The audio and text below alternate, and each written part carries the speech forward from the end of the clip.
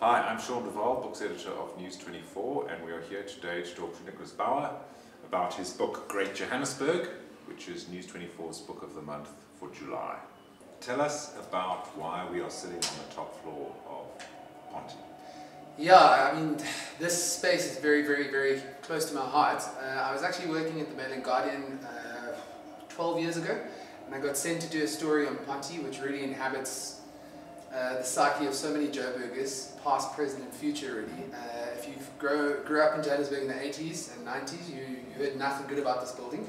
And I went in the story with a certain sense of trepidation. But yeah, to cut a long story short, I didn't leave with the story that Nick Dawes, the editor at the time, sent me to get about gangs, drugs, prostitution, crime and desperation. But I left with a lease to stay, and I ended up actually living in this particular apartment that's now been revamped, and for 5 years, from 2012 until 2017. And yeah, to round up that story, the reason we remodeled this into a venue that we're in today is we started a social enterprise called Blackouts.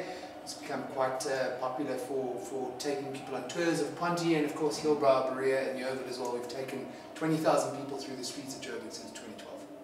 Okay, and this, obviously living here, living in the inner city, and your experience of this place and the jobs that you've done here, feed into this book, into Great Johannesburg.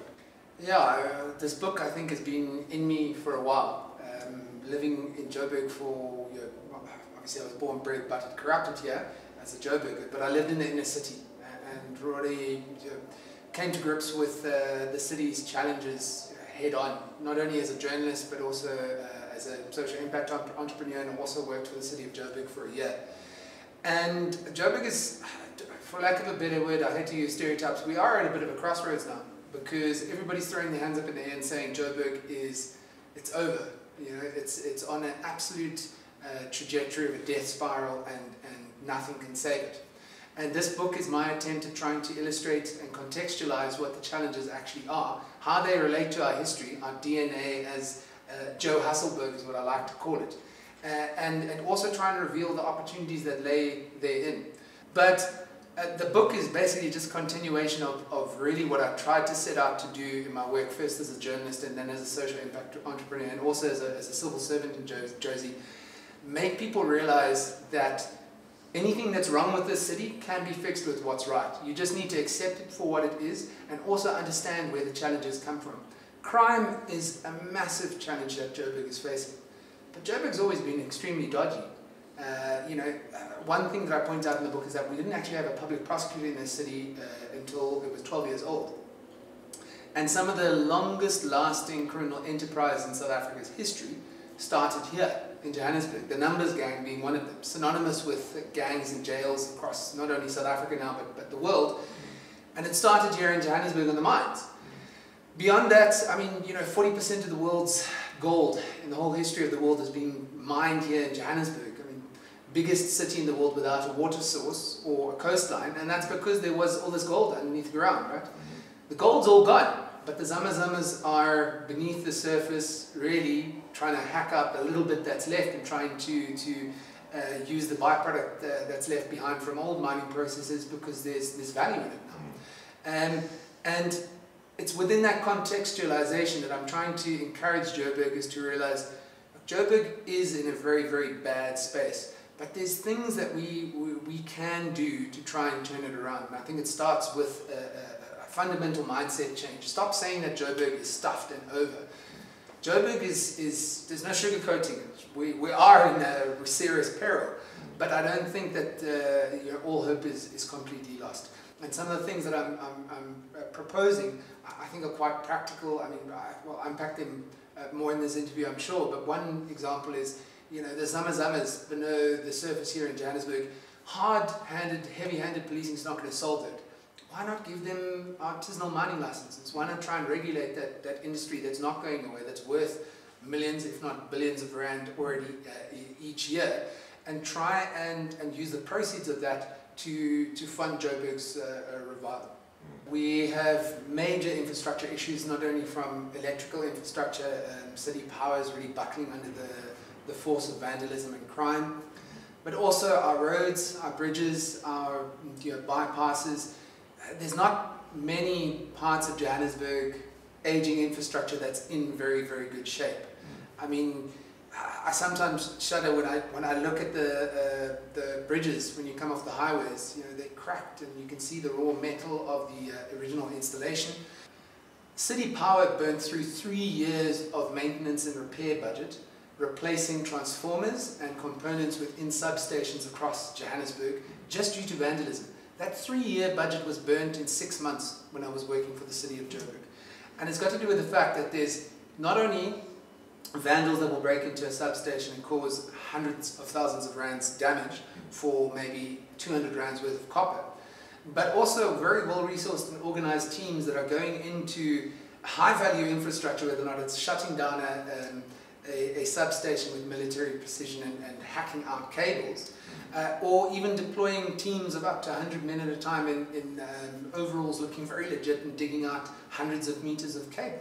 I mean, that's going to need to not only be solved by the authorities of Johannesburg, it's going to take the people of Johannesburg to also try and put their shoulder to the wheel. The examples that I've experienced over the years is that the moment one committed Joburger decides enough is enough, I'm going to do something, even if it's by myself, that optimism is extremely contagious.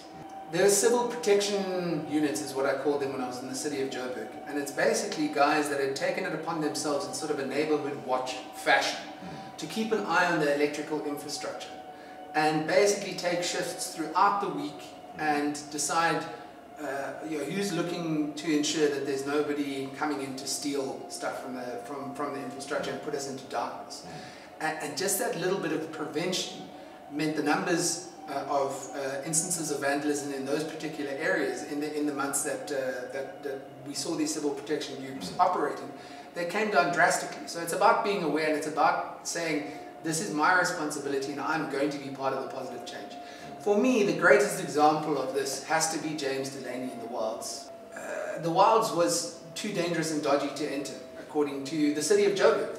And James decided by himself to enter the place, and he realized, I mean, this is all something, it's a perception based on fear. Not to say that it isn't dangerous, but the only way that this is going to be reactivated again is if I start walking around it. And then once he started doing that, clearing paths and chopping down unruly bushes and plants and tree felling of his own accord with his own money, very soon people took notice and other people joined him and walked shoulder to shoulder to him with him in turning around really what a space. I was there this morning. Is absolutely fantastic, a little green haven in the middle of Joburg. And it's these little projects that we can all start in our own corner of Johannesburg that will bring the city back, along with the elected officials being held to account and doing their bit. I mean, the areas in Johannesburg that are most well serviced in terms of service delivery, regardless of what the politicians say, are the ones where residents know who their ward councillor is. They know how to complain, they know how to canvass not only the ward councillor, but indeed also the regional director for their particular part of the city.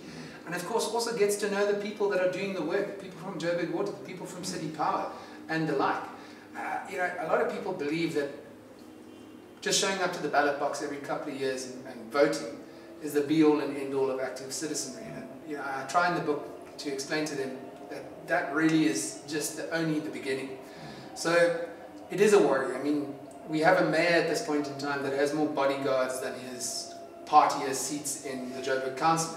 It's ludicrous. The politics needs to change as well, because something that I do note in the book is that we've gotten used to politics of spectacle. Governance is not a sexy thing in terms of long-term goals, plans, meticulously executing that. That doesn't land you in the headlines. That doesn't put you as a talking head on the TV, as politicians really, I think, find themselves in the position that they need to. They think that they need to because they need to show to the voters that they are doing something. But I think it results in not much actually being done. We need to remain positive about the possibility of coalitions working, because I don't think that there's any other